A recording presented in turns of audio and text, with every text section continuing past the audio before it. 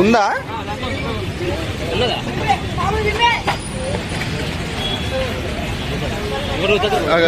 అన్నా ఒక్క నిమిషం.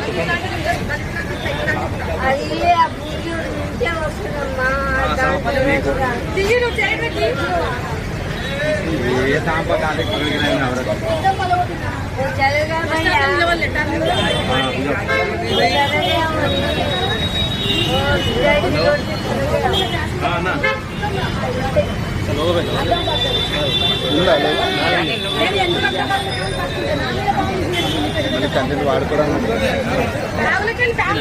అమ్మా అమ్మా ఒకసారి ఏం జరిగింది ఏం జరిగింది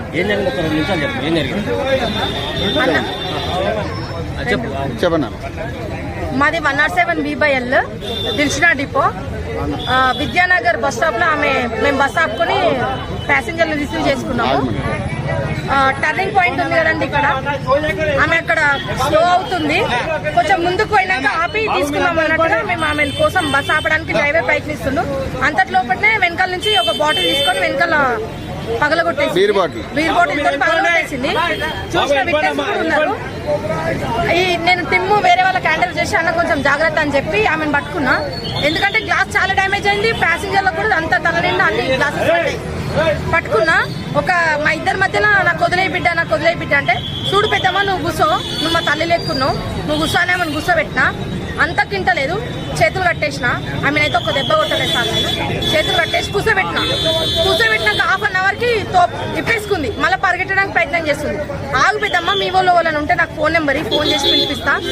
డ్రైవర్ కి లాస్, ఇప్పుడు ప్యాసింజర్లు కూడా నేను ఇబ్బంది పడాల్సి వస్తుంది, నువ్వు కొంచెం ఒక్క నిమిషం ఆగు అంటే, నేను తాగినా నాకు కొట్టేసిన అంటే ఆమెనే ఒప్పుకుంటుంది, నేను కొట్టేసిన ఒప్పుకుంటుంది. ఆ తర్వాత బ్యాగ్ లా పాము తీసినా మీద వేసింది సార్.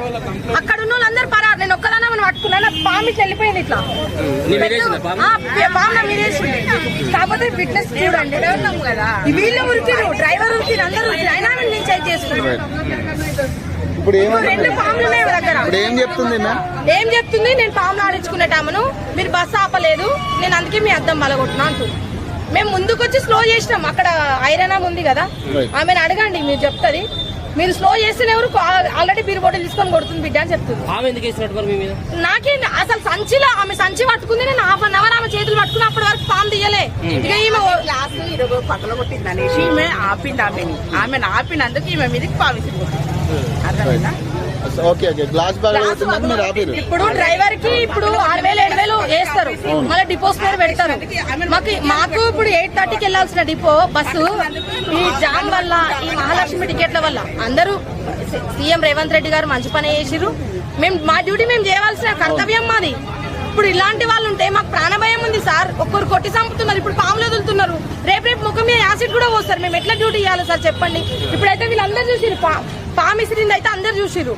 ఇప్పుడు అది ఒక విష సర్పం, నాకేమన్నా అవుతుంది, రెస్పాన్సిబిలిటీ ఎవరు సార్ చెప్పండి.